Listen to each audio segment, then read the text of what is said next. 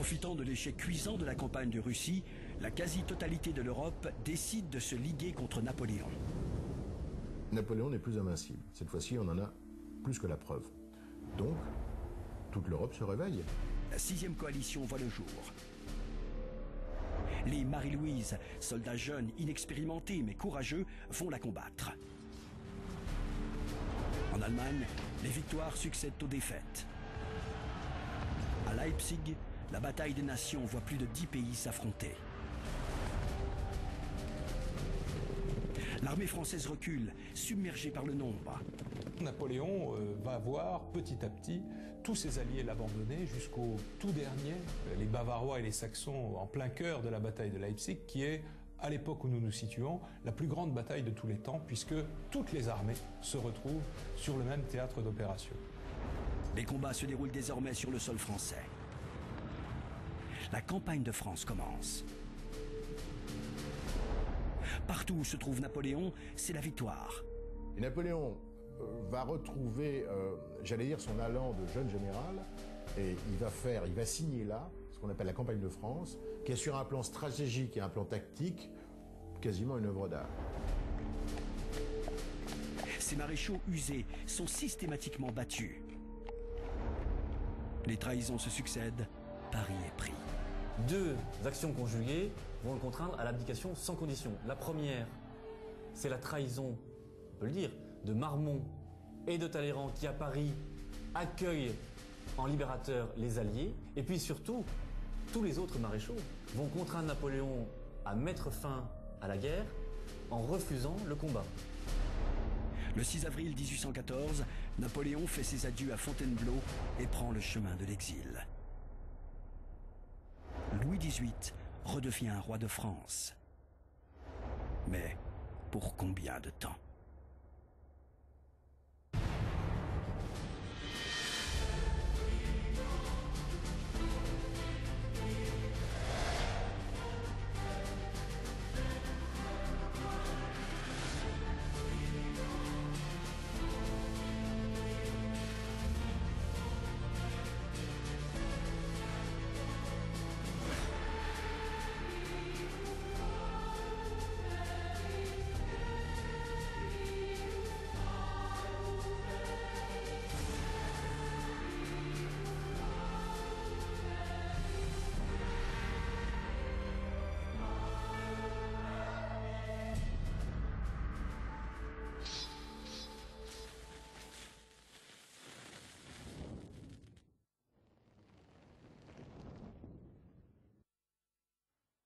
Napoléon s'était embarqué sur un vaisseau anglais à destination de l'île d'Elbe.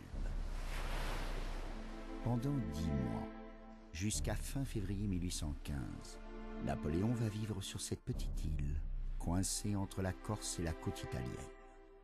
Il croit un temps qu'il va pouvoir finir ses jours, tranquille, en famille, entouré de ses derniers fidèles.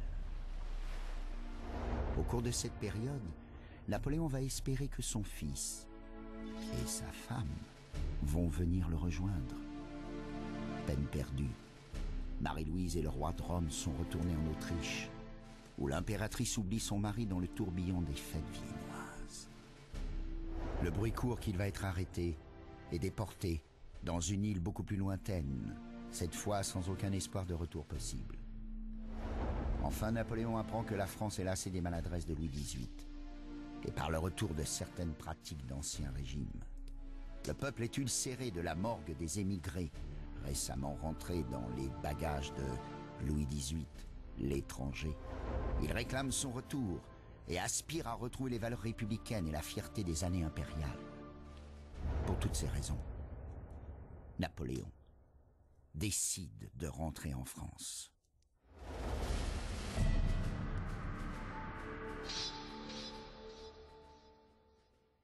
Le dimanche 26 février, après avoir entendu la messe à Porto Ferraio, l'empereur passe les troupes en revue, embrasse sa mère et embarque sur l'Inconstant. « Le sort en est jeté », dit-il.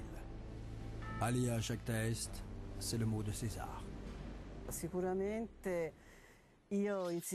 Pour moi, dès qu'il est arrivé à Elbe, il voulait partir.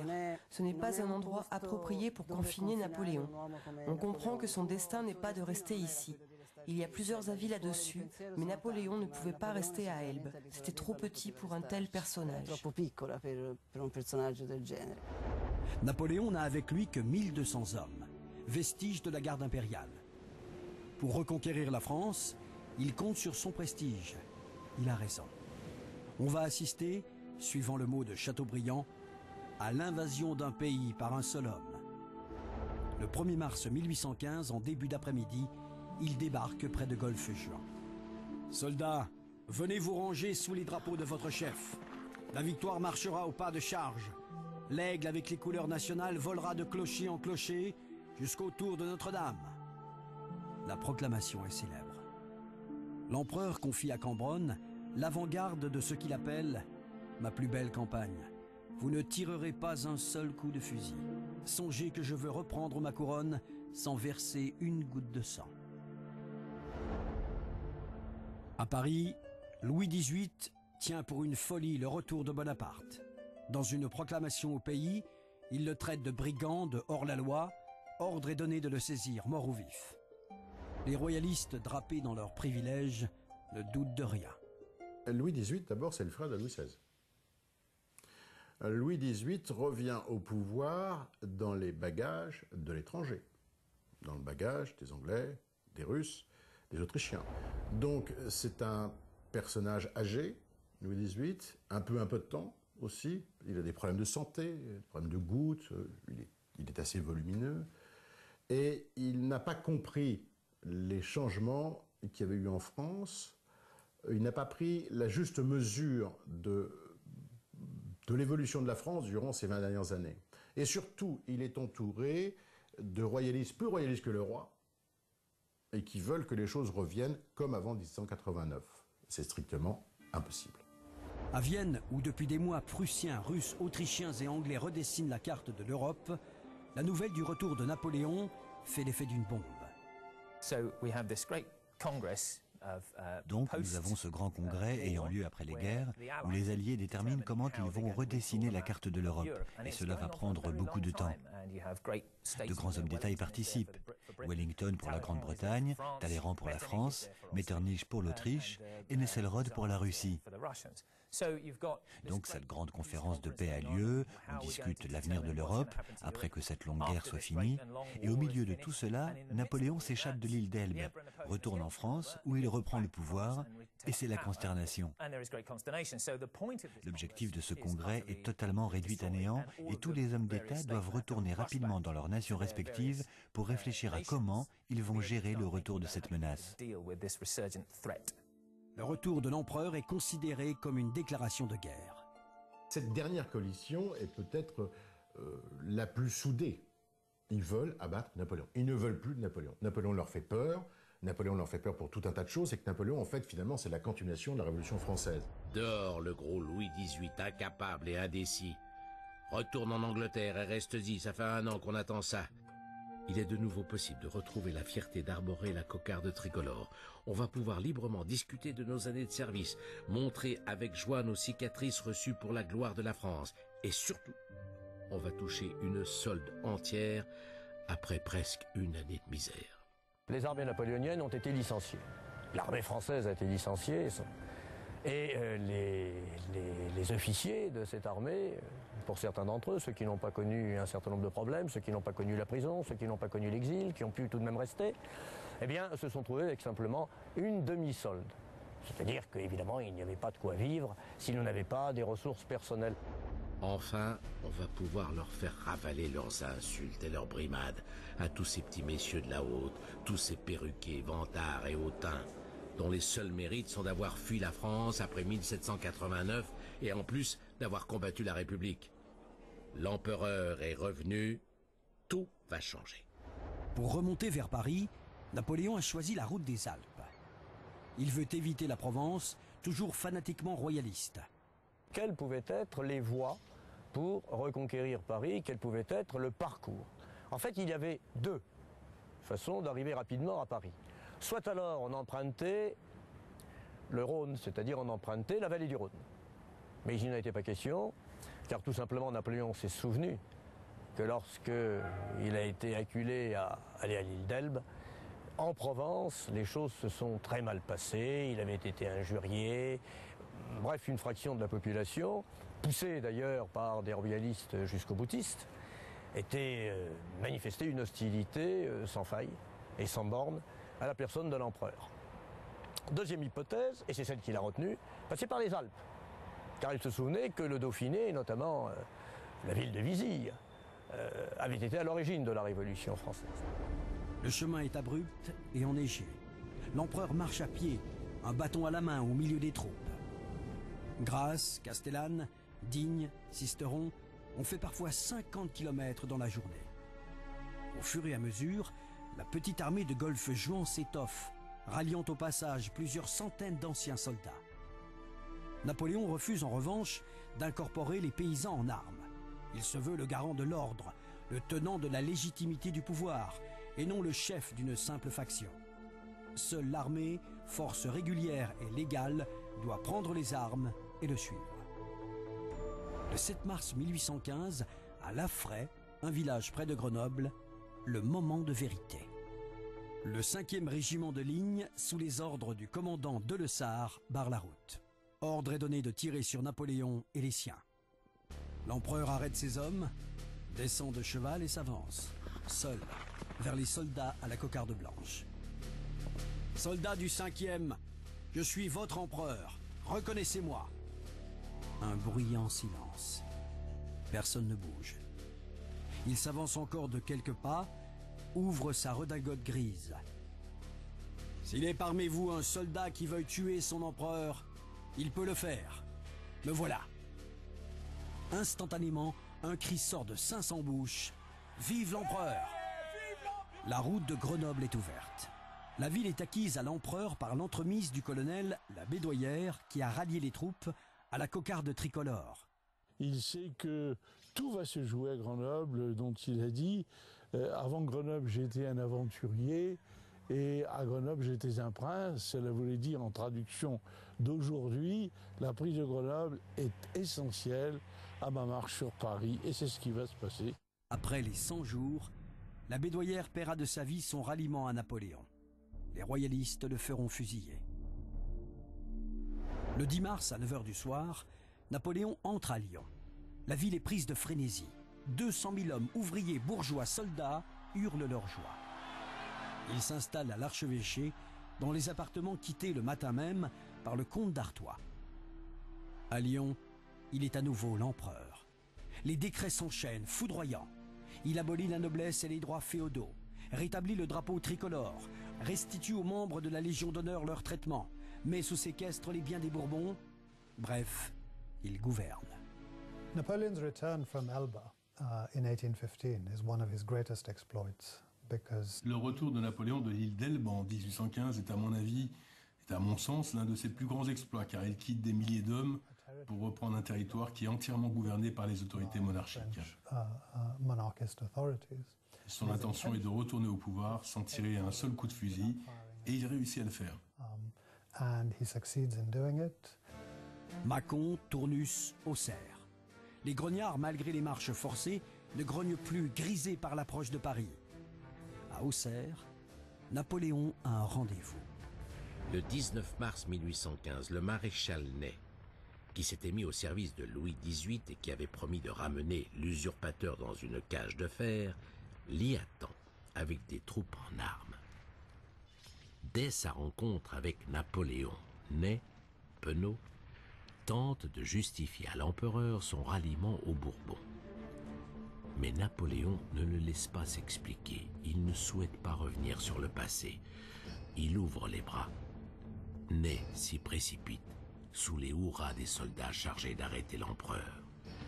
Dans la soirée du lundi 20 mars 1815, moins de 3 semaines après avoir débarqué, Napoléon entre au palais des Tuileries. L'aigle a volé de clocher en clocher jusqu'au tour de Notre-Dame. Le 20 mars 1815 au soir, Napoléon se réinstalle aux Tuileries, lesquelles Tuileries ont été abandonnées le matin même par Louis XVIII. C'est un changement de pouvoir quasiment sans tirer un coup de fusil, avec, il faut le dire, l'aide de l'armée, avec une population qui est totalement tétanisée par ce nouveau changement. Et c'est donc le début d'une période que nous appelons les 100 jours, mais il faut savoir que le nom de 100 jours a été donné à cette période par les royalistes, puisque c'est au moment du retour de Louis XVIII, 100 jours après le retour de Napoléon, que le préfet de la Seine accueillera le roi à Paris en lui disant « Voici 100 jours que votre majesté a été privée de l'affection de ses sujets ». Le roi, la famille royale et les princes ont fui Paris la nuit précédente. Louis XVIII reprend une fois de plus le chemin de l'exil. Le peuple aime toujours l'empereur, en réaction aux Bourbons. L'armée, dans sa grande majorité, ravie de retrouver ses prérogatives, est favorable à l'empereur.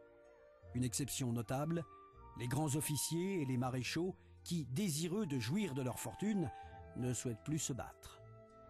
Pour Napoléon, la restauration des Bourbons n'a été qu'un mauvais rêve.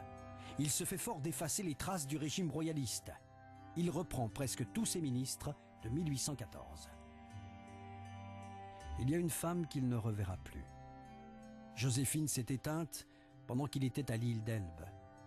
C'est le cœur serré qu'il ira à la Malmaison, marchant tout seul, les mains dans le dos, en se rappelant des jours heureux. Le temps presse. Il faut reconstituer les finances, forger une nouvelle armée. « Je suis seul en face de l'Europe », dit Napoléon. Il souhaite la paix, comme d'habitude. Mais les coalisés préparent la guerre, comme d'habitude. Les puissances européennes refusent en effet de signer la paix que Napoléon leur propose. Napoléon acceptait de cantonner la France à ses frontières naturelles de 1792. Les Alpes, les Pyrénées, le Rhin et les Ardennes. Quasiment la France telle qu'on la connaît aujourd'hui. Pourtant tellement plus réduite que le grand empire des 130 départements. C'est une offre raisonnable.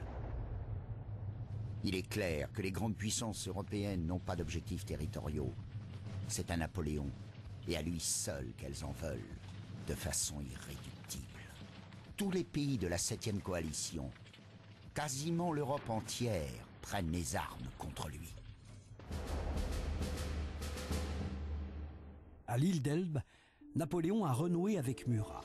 C'est pour le roi de Naples la meilleure garantie de garder son trône. N'attendant pas l'ordre de l'empereur, Murat attaque les Autrichiens avec ses Napolitains. Grave erreur. À Tolentino, la défaite est sans appel. Une folle épopée qui fait perdre son trône à Murat. Napoléon est furieux. Il perd la seule chance de diversion qu'il ait pu espérer. En octobre 1815, Murat débarque avec une poignée de partisans en Calabre. Une idée fixe, récupérer son trône. À Vienne, on en a décidé autrement. Le 13 octobre, Murat est fusillé. Dès que j'ai su que l'empereur était de retour, j'ai tout de suite repris du service. La tâche qui nous attend est immense. La 7e coalition se forme et toute l'Europe se mobilise contre nous. Plus de 700 000 hommes ont pris les armes et se rassemblent pour envahir la France. Sur le front sud, 50 000 Espagnols sont prêts à nous attaquer sur les Pyrénées et 70 000 Austro-Sardes menacent les Alpes. Sur le front nord, plus de 100 000 soldats anglais et hollandais sont déployés contre nous en Belgique. 120 000 Prussiens avancent en Allemagne de l'Ouest pour faire leur jonction en Belgique avec les forces anglo-hollandaises. Plus à l'est, une grande armée de 210 000 Autrichiens, encore cantonnés en Autriche, est en train de traverser la Bavière. Enfin, une armée de plus de 170 000 Russes se trouve encore à l'est de l'Allemagne et arrive à marche forcée vers l'ouest pour participer à la curée. C'est notre dernière chance, cette fois. On doit vaincre ou disparaître. Napoléon, qui a beaucoup de problèmes politiques à l'intérieur de la France, il ne comprend pas bien cette espèce de parlementarisme qui lui a été imposé à son retour de l'île d'Elbe, a besoin, pour à la fois se libérer des pressions intérieures et se libérer des menaces extérieures, il a besoin d'une grande victoire militaire. Alors il décide de prendre l'offensive le premier et de prendre l'offensive contre les armées qui lui sont le plus proches, qui sont le plus proches de la frontière française, c'est-à-dire les Prussiens et les Anglais qui se trouvent au sud de l'actuelle Belgique. Il décide de répéter à cette occasion la manœuvre qui lui avait tellement bien réussi en Italie en 1796, qu'on appelle manœuvre sur position centrale, c'est-à-dire qu'il s'insère entre ses deux ennemis pour les battre successivement. Et c'est donc cette campagne qui va conduire à la bataille de Waterloo. C'est une campagne qui dure 4 jours, au cours de laquelle il y aura 2 batailles et qui sera une des plus meurtrières des guerres napoléoniennes.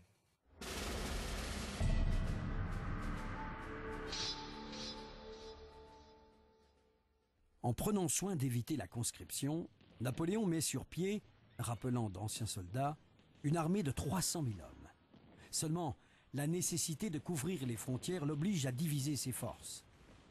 À la veille de la campagne, il ne dispose que de 125 000 hommes. Une armée solide, aguerrie, avec une faiblesse, ses chefs. Soult, qui avait si bien servi les Bourbons, devient major général. Il ne valait pas Berthier, loin de là. Mortier, à qui on confie le commandement de la garde, se fait porter malade. Au dernier moment, l'empereur fait appel au service de Ney, mais le prince de la Moscova, lui aussi, a bien changé. Une grosse partie de l'état-major marche à contre-cœur et n'attend qu'une chose, c'est que Napoléon soit battu le plus vite possible. Je crois que ça peut expliquer beaucoup de mystères de Waterloo, parce que c'est des choses qu'après, ils ne pourront jamais revendiquer. Les armées prussiennes et anglo-hollandaises sont pour nous la menace la plus directe. Elles sont déployées en Belgique, près de Bruxelles. Elles sont encore divisées, mais réunies, elles totaliseraient environ 220 000 hommes aguerris. Il faut impérativement empêcher leur jonction. Cela tombe bien. Wellington est à Bruxelles, Blücher à Namur. Le plan de l'empereur est simple. Enlever Charleroi par surprise, franchir la Sambre, prendre position sur la route Namur-Bruxelles et ainsi rompre les communications entre Anglais et Prussiens. Le maréchal Ney arrive de Paris. Le 16 juin, aux 4 bras, il rate une belle occasion de détruire une partie de l'armée de Wellington. Il ne lance pas la poursuite, laissant Wellington se réorganiser et trouver un site défensif plus adéquat, un peu plus au nord, sur la route de Bruxelles. Ce sera le mont Saint-Jean, dans la plaine, près du village de Waterloo. De son côté, le même jour, Napoléon, avec 68 000 hommes, bat les 84 000 Prussiens de Blücher. C'est la bataille de Ligny. Wellington, informé de la défaite de ses alliés, dira « Le vieux Blücher a reçu une sacrée bonne fessée. » L'empereur a une telle puissance auprès de son armée qu'on ne fait rien, aucune initiative. Donc on attend les ordres. Et dans les prix de 11 h du matin, tout à coup il se réveille et appelle le maréchal Grouchy et lui dit « Voilà mon cher Grouchy, les Prussiens sont battus, sont défaits, ils se retirent vers l'Allemagne, donc vers l'est, vers Namur. Je te donne 33 000 hommes et tu me les poursuis jusqu'à ce que tu les retrouves. » L'orage a éclaté. Une pluie diluvienne qui change les chemins en torrent de boue. Grouchy avance lentement, trop lentement.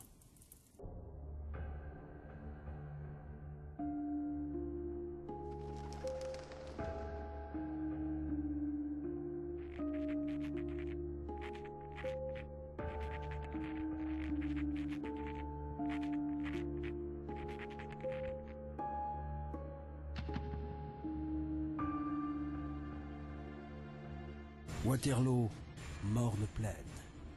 Le mot de Victor Hugo est on ne peut plus juste. Ce 18 juin 1815, la pluie n'a cessé qu'au petit matin. Le terrain est détrempé, boueux, et certains endroits sont même impraticables pour la cavalerie et l'artillerie qui s'embourbent. L'infanterie elle-même peine à prendre ses positions de départ. Nos divisions sont disposées d'est en ouest face aux positions anglo-hollandaises. Notre droite, à l'est, fait face à la ferme de la Haie-Sainte. Notre aile gauche est face à la ferme fortifiée d'Hougoumont, sur le flanc ouest. Au centre, près du village de Plancenoit, est placé le gros de nos forces avec la cavalerie et la garde impériale. Légèrement en retrait, près de la ferme de la Belle Alliance, une butte appelée le Caillou sert de quartier général et de point de vue à l'empereur. À 11h30, de la ferme de la Belle Alliance, son quartier général, Napoléon donne le signal. 120 bouches à feu se déchaînent. Napoléon écrit une dépêche à Grouchy pour lui demander de le rejoindre. Malheureusement pour Grouchy, pourrait-on dire, il ne va pas recevoir les ordres que lui envoie Napoléon à travers son chef d'état-major de l'époque, qui est le maréchal Soult, qui a pris la suite de Berthier sur le champ de bataille. Et Grouchy, ne recevant pas les ordres de Napoléon, ne va pas comprendre que les Prussiens lui échappent et retournent prêter main forte aux Anglais de Wellington et vont donc battre sur le champ de bataille de Waterloo Napoléon, qui s'attendait à voir arriver Grouchy, mais qui, en échange, va voir arriver les Prussiens dirigés par Blücher.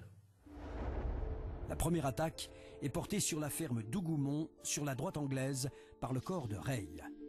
Wellington ne renforce pas sa position, mais les soldats qui se trouvent là-bas, des gardes et des carabiniers, tiennent la position pendant longtemps.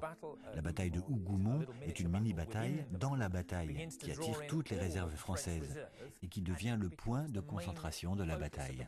Les Anglais craignent que la ferme perdue, leur droite ne soit débordée par l'armée française. Et c'est pour ça qu'ils vont s'acharner à défendre cette ferme. À 13 h, les troupes sont aperçues en direction du nord-est. L'espace d'un instant, Napoléon croit que ce sont les troupes de Grouchy, mais ce sont les Prussiens qui arrivent. La nouvelle est rude.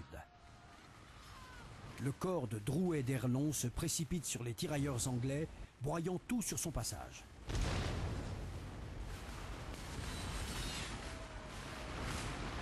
C'est à ce moment que les Écossais, cachés dans les blés, se relèvent et fusillent les Français à bout portant. Wellington a inventé une tactique que les Français n'aiment pas beaucoup. Wellington dispose toujours son armée sur une crête, à l'abri des tirs de préparation d'artillerie. On ne voit pas les troupes, on ne voit pas les régiments. Le temps joue en la faveur des coalisés qui se renforcent à chaque minute. Si seulement Grouchy pouvait arriver.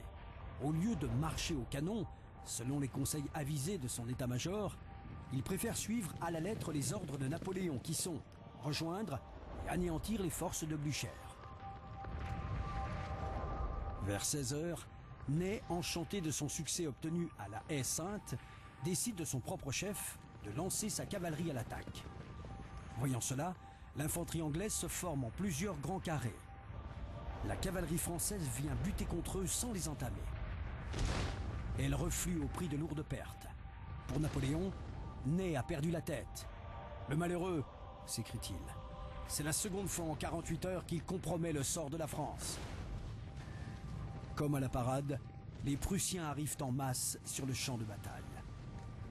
Napoléon doit maintenant combattre contre plus de 130 000 coalisés.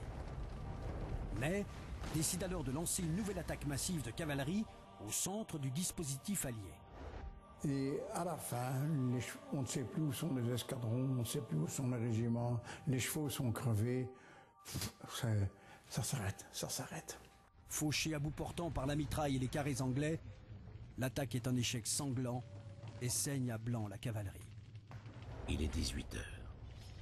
En voyant notre front fléchir, Wellington a ordonné de passer à l'offensive sur toute la ligne. Sous la poussée, nos régiments perdent pied les uns après les autres.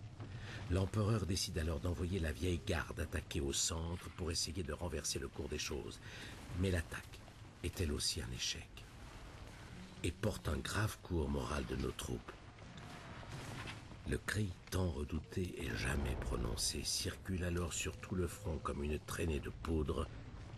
La garde recule. Toute l'armée se débande et entame une retraite générale vers Genatte. Notre déroute est totale. Seule la vieille garde recule en bon ordre, s'ouvrant une voie à travers un océan ennemi.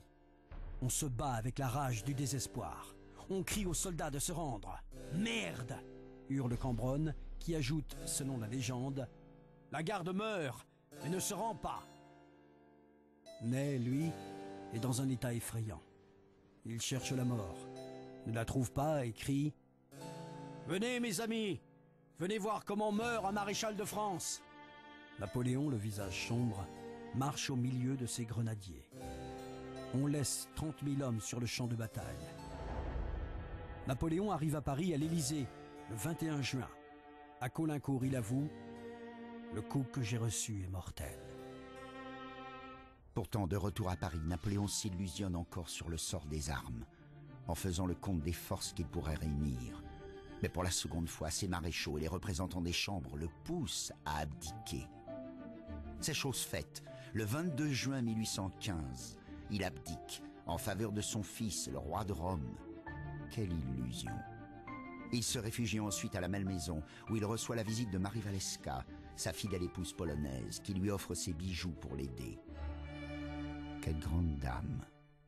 Début juillet 1815, les armées coalisées, regroupées, entrent en France. Le gouvernement provisoire demande à Napoléon de s'éloigner de Paris.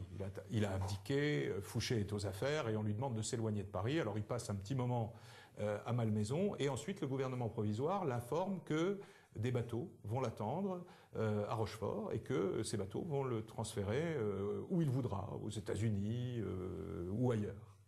Donc il se rend là-bas, évidemment les bateaux sont là mais les Anglais ont déjà bloqué la rade. Il va passer sur l'île d'Aix et c'est à l'île d'Aix qu'il va se poser la question de que faire. Il va y passer 3 jours, les derniers sur cette terre française qu'il a tant aimée. Il écrit au prince régent d'Angleterre: en but aux factions qui divisent mon pays et face à l'inimitié des plus grandes puissances d'Europe, j'ai terminé ma carrière politique.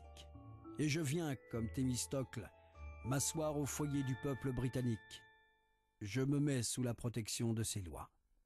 Après la défaite de Waterloo, il s'interroge évidemment sur ce qu'il va devenir, ce qu'il va faire, et il se prend à rêver d'une retraite paisible, d'abord aux États-Unis, et puis ensuite il se dit qu'au fond, comme les anciens, il va s'en remettre à son plus terrible ennemi, à l'Angleterre, et que l'Angleterre va l'accueillir sur son sol et le laisser terminer bourgeoisement sa vie dans la campagne anglaise.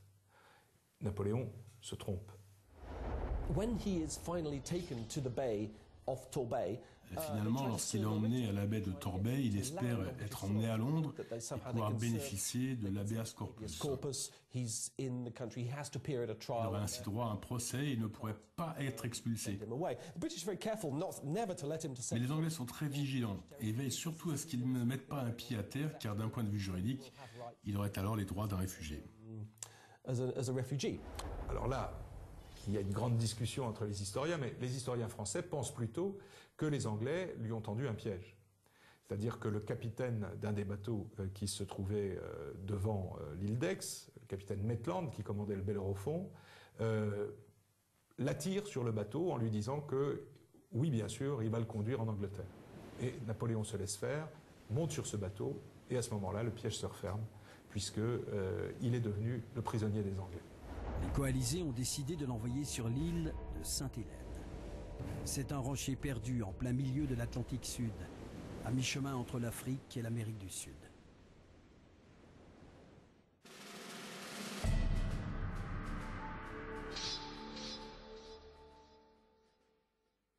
Le 15 octobre 1815, après 67 jours de mer, Napoléon, à l'aide de sa lorgnette, inspecte Sainte-Hélène, une forteresse de basalte noir. Il grommelle. Ce n'est pas un beau séjour. J'aurais mieux fait de rester en Égypte. Je serai à présent empereur de tout l'Orient. Sainte-Hélène, c'est une escale sur la route des Indes. Les Anglais y installent 2500 militaires pour garder un homme. À ses côtés, une poignée de fidèles. Le grand maréchal Bertrand, les généraux Gourgaud et Montholon, Lascaz et son fils, Marchand, son fidèle valet de chambre, et une dizaine d'autres personnes de sa maison. Il débarque, il va rester dans une pension de famille à Jamestown pour la première nuit. Et la première journée, il décide de chevaucher jusqu'à la maison qui lui a été attribuée, Longwood House. Et évidemment, rien n'était prêt. Et sur la route de retour, il voit une petite maison juste au-dessus de la ville, un petit pavillon qui s'appelle les Briards, une maison avec un petit pavillon. Le 20 octobre 1815, l'empereur s'installe pour 6 semaines aux Briards. Un modeste pavillon que M. Balcombe, riche négociant colonial, a fait construire pour donner des goûters aux enfants. Il va y passer ce que l'on peut appeler les jours roses de la captivité, entouré de la sympathie de ses hôtes et des soins de Lascaz. En décembre, il emménage à Longwood, le plus mauvais endroit de l'île, un plateau constamment battu par les vents, fouetté par la pluie.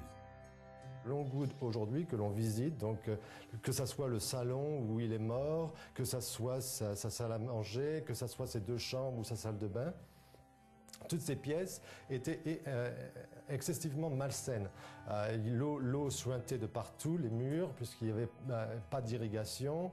Le plancher c'était constitué de planches disjointes, où les rats pullulaient en dessous, avec l'eau stagnante, donc avec cette odeur de moisissure, de bois pourri. L'exil de Napoléon à Sainte-Hélène, c'est ça. Dans les communs aménagés s'entasse sa petite cour de fidèles. À Longwood, l'étiquette est la même qu'aux Tuileries.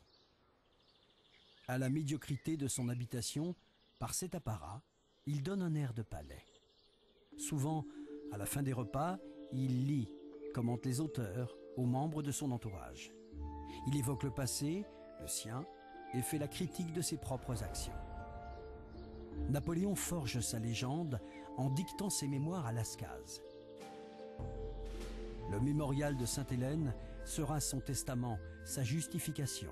Par exemple, au Briard, il y a une allée qui s'appelle l'allée du philosophe, et il faisait sans cesse des allers-retours, et Napoléon, non-stop, parlait. Et Lascaz ne faisait que se taire et écouter. Donc vous voyez, déjà, c'était un défouloir terrible, mais fabuleux, puisque ça nous a donné, ça donnait naissance au mémorial, qui maintenant est un classique.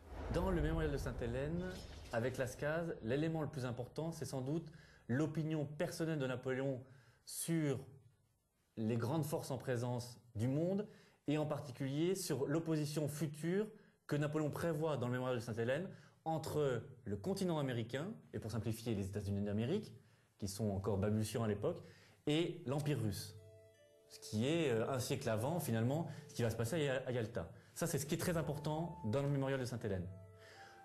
De manière moins importante et plus anecdotique, pourrait-on dire, ce sont les opinions personnelles de Napoléon, ses opinions personnelles religieuses, politiques, on va dire également économiques, qui sont ici ou là ramenées. Mais chez les autres mémorialistes que Lascaz, Bertrand, Gourgaud, Montholon, qui prennent également des notes, Napoléon cherche davantage à justifier son action en tant que chef de guerre et en tant que chef de l'État. Chef de guerre avec les campagnes d'Italie et d'Égypte, chef de l'État bien évidemment avec le concordat avec le pape, avec les paix successives traitées avec les Autrichiens, les Anglais, avec également l'empereur d'Autriche et l'empereur de Russie, mais surtout de faire comprendre à l'opinion que les coalitions qui se sont acharnées sur la France étaient des coalitions politiques avant même d'être militaires, et que ce que cherchaient les coalisés, c'était d'abattre la République française et non pas forcément Napoléon lui-même.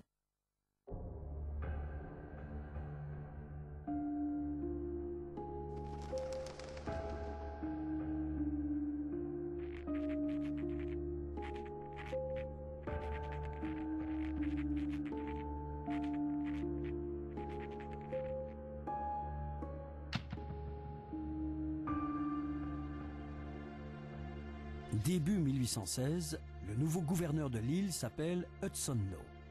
Il va se comporter comme le plus vil des geôliers. Il refuse de lui donner son titre, l'appelant Général Bonaparte. C'est vrai que tout l'exil de Napoléon a été empoisonné par cet homme qui n'avait aucun sens du compromis, qui était vraiment très obtus, très étroit d'esprit. Hudson Lowe a à son actif, malheureusement pour Napoléon une nouvelle fois, d'avoir dirigé des Corses contre les Français. Ce sont les fameuses troupes des Corsican Rangers.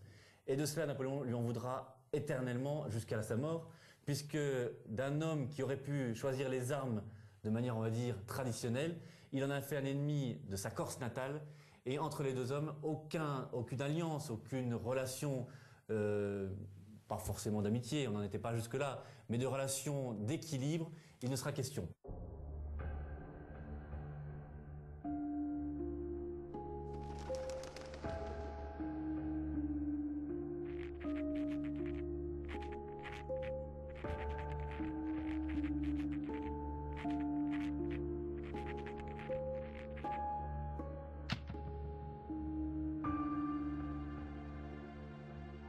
De mesquinerie en humiliation, Napoléon y gagne une auréole de martyr.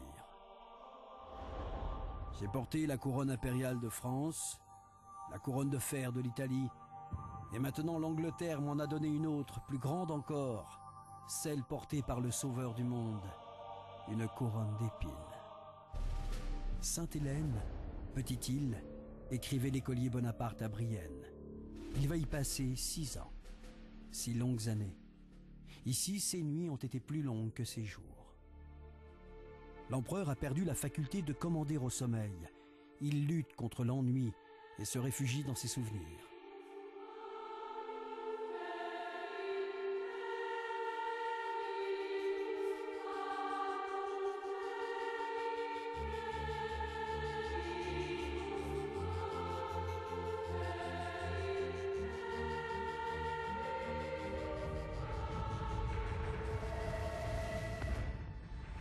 Un par un, les compagnons du premier jour vont partir. Lascaz et son fils, expulsés par Hudson Lowe. Les Balcombes et Albine de Montholon regagnent l'Europe. Cipriani meurt. O'Meara est renvoyé par l'irascible gouverneur parce que trop proche de son illustre patient. Il y a un médecin important qui va se prendre d'amitié pour Napoléon, c'est O'Meara. Et parmi les grandes mesquineries donc d'Hudson Lowe, c'est de comprendre que de l'amitié naissant entre Napoléon et O'Meara, il ne doit bien sûr pas y avoir question. Et donc O'Meara va retrouver, au bout de quelques semaines seulement d'activité auprès de Napoléon, une lettre de renvoi purement et simplement en direction de l'Angleterre. Et donc O'Meara, de retour en Angleterre, va expliquer à l'opinion publique anglaise, dans un premier temps et bien sûr européenne, toutes ces mesquineries et en premier lieu que Hudson Lowe refuse d'accepter que Napoléon soit malade. Peu à peu, sa santé décline.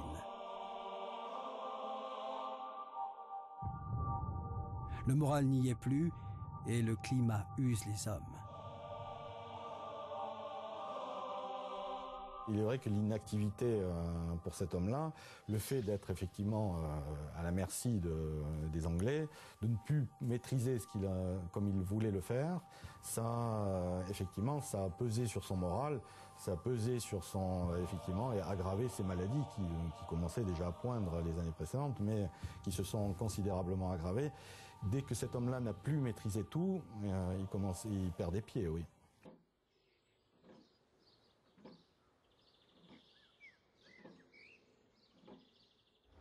Le 5 mai 1821, à 17h49, s'envole, comme l'écrit Chateaubriand, le plus puissant souffle de vie qui jamais anima l'argile humaine.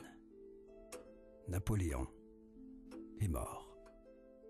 Il est mort, il avait 51 ans. Le 5 mai 1821 à 6h-10. Et c'est pour ça que dans tous les musées napoléoniens, lorsque vous avez des horloges, elles sont toutes arrêtées à 6h-10, l'heure de la mort de l'empereur. L'autopsie du cadavre est faite sur le billard du salon par le docteur Antomarchi, qui diagnostique une maladie de l'estomac, la cause de sa mort. Il est inhumé à l'endroit qu'il a choisi, appelé le bol du punch du diable. Ultime mesquinerie anglaise, la pierre tombale est nue. Les Anglais n'ont pas voulu que l'on grave simplement le nom de Napoléon. When Napoleon dies in May 1821, there had been some hopes on the part of the... Lorsque Napoléon meurt en mai 1821, les gens là-bas espéraient que son corps serait rapatrié en Europe. Je pense qu'il est évident que les Anglais et les autorités monarchiques en général avaient tellement peur de Napoléon qu'ils ne voulaient même pas que son corps soit rapatrié en Europe. On prend donc très vite la décision de l'enterrer sur place à Sainte-Hélène. So the decision is taken very quickly to bury him in Sainte-Hélène. Et on peut constater encore aujourd'hui la peur que provoquait Napoléon. D'ailleurs, sa tombe ne porte aucune inscription à Sainte-Hélène parce que les Anglais voulaient que Napoléon soit enterré en tant que général Bonaparte, car c'est ainsi qu'ils l'appelaient. Alors que les Français, eux, voulaient juste se souvenir de lui comme Napoléon. Dans son testament, l'empereur a écrit « Je désire que mes cendres reposent sur les bords de la Seine, au milieu de ce peuple français que j'ai tant aimé. »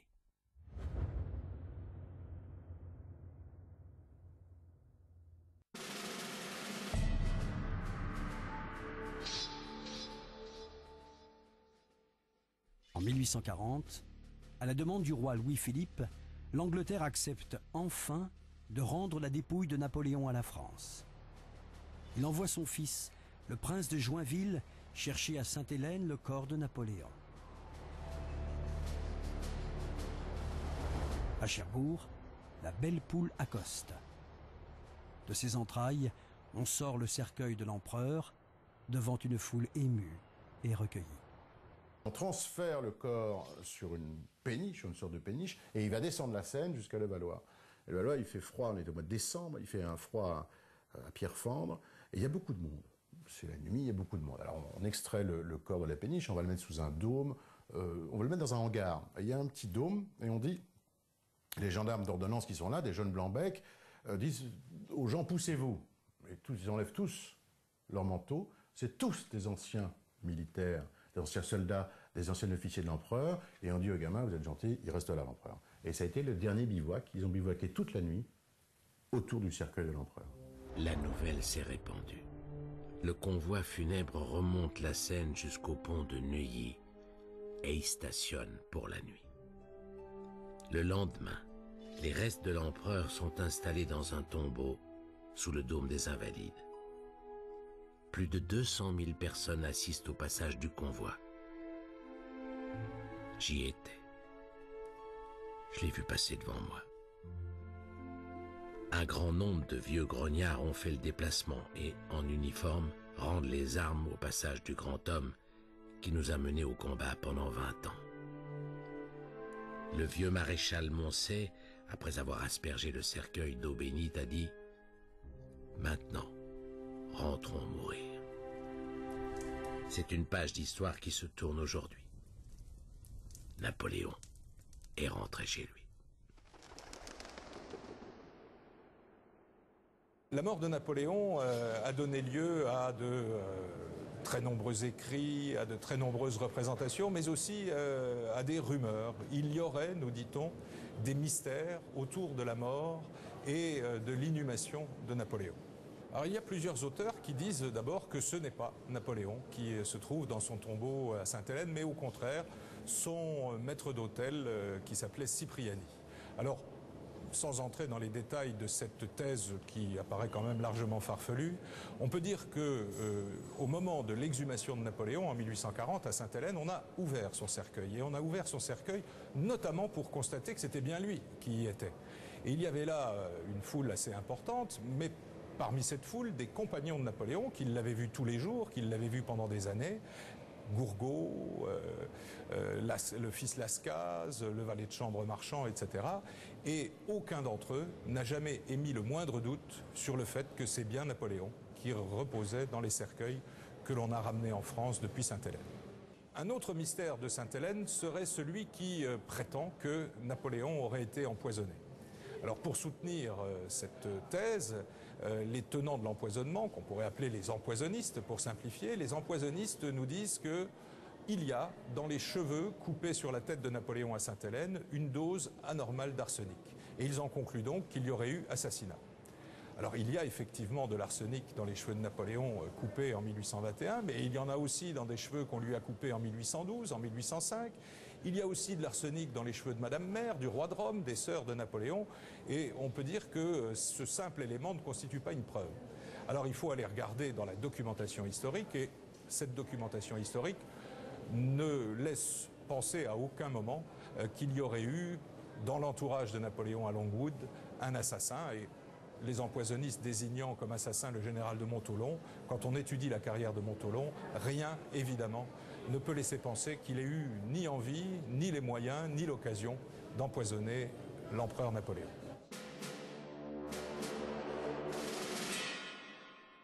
l'image de Napoléon, il ne faut pas la chercher en France chez les intellectuels, il faut la chercher plutôt dans le peuple.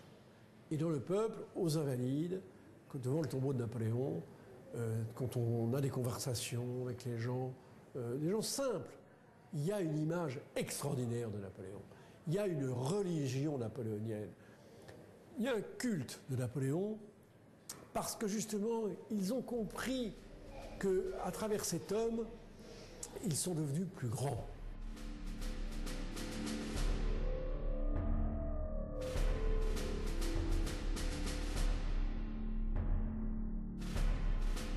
Il y a un mythe napoléonien qui parlera toujours parce que personne, dans l'époque moderne, n'a pu atteindre à ce point ses rêves.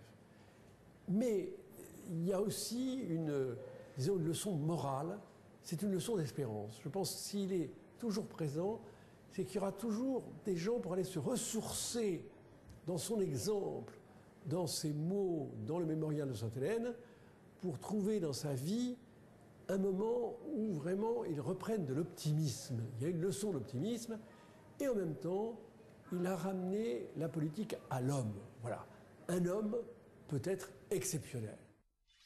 Napoléon grandira à mesure qu'on le connaîtra mieux. Goethe a raison.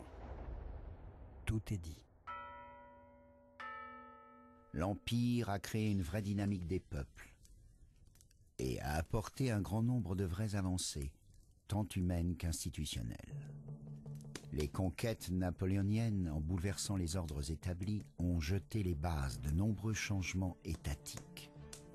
La Pologne, l'Italie, l'Allemagne et d'autres encore se sont servis de ces premières étapes pour accéder à leur unité ou leur indépendance. Enfin, la vision de Napoléon du Grand Empire est avant tout une vision européenne.